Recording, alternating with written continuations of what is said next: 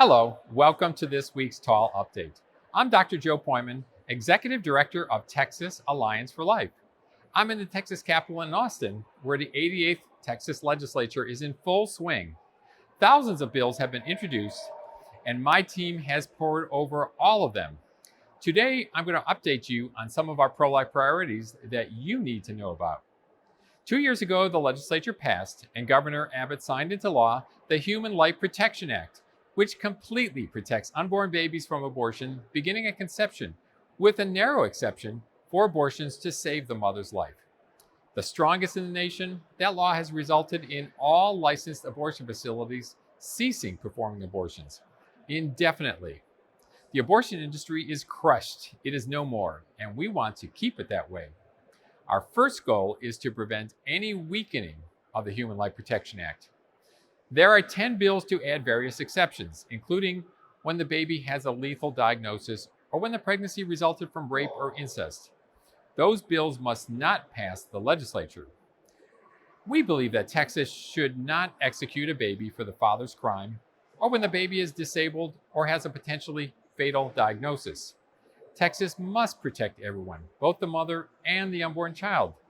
Mothers facing these tragic but rare situations need support and assistance to choose life and raise their babies or place them in loving homes for adoption.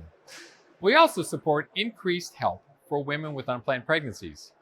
We strongly support increased funding for the highly successful Alternatives to Abortion program to at least $120 million in the new budget.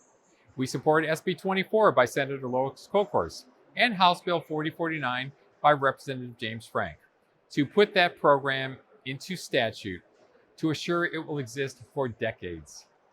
We support preventing prosecutors from categorically failing to prosecute criminal abortion laws, like the Human Life Protection Act, a dereliction of their sworn duty. That must stop.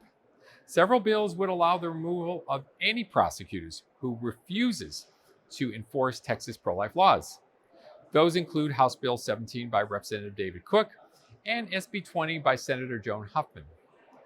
Here's a clip of my testimony in the Senate State Affairs Committee supporting SB 20.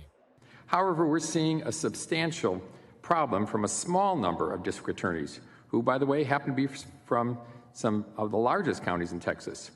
5 district attorneys have published a very disturbing statement that they intend to completely and categorically ignore all felony laws passed by this legislature intended to protect unborn children and their mothers from abortion, even abortions on babies very late in pregnancy, up to birth.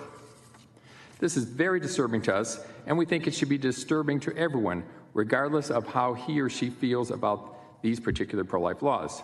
The shoe can be easily put on the other foot. Additionally, we are working on a bill to prevent charter schools from funding Planned Parenthood, including SB 959 by Senator Donna Campbell, which I testified for recently. However, there's a significant hole in SB 22. That bill did not apply to open enrollment charter schools.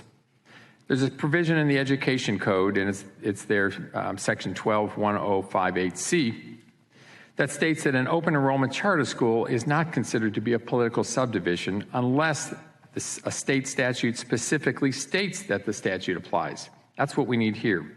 And I've provided a fairly egregious example in which a large charter school mentioned purchasing a curriculum from Planned Parenthood, the abortion provider. Those minutes are from a September 2019 meeting, only 11 days after SB 22 went into effect. SB 959 will plug that hole in the law and ensure that tax dollars do not go from an open enrollment charter school to abortion providers or their affiliates. Thank you. We are working with pro-life state representative Stephanie Click to substantially improve the dispute resolution process in the Texas Advanced Directives Act. Our goal is that terminally ill patients in the process of dying can receive the appropriate life-sustaining interventions without being subjected to medical torture.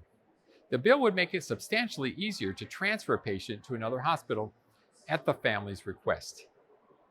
We will continue to update you on our work protecting life and our pro-life laws in the Texas legislature as this session continues. Thanks for tuning in, and we hope to see you again next week.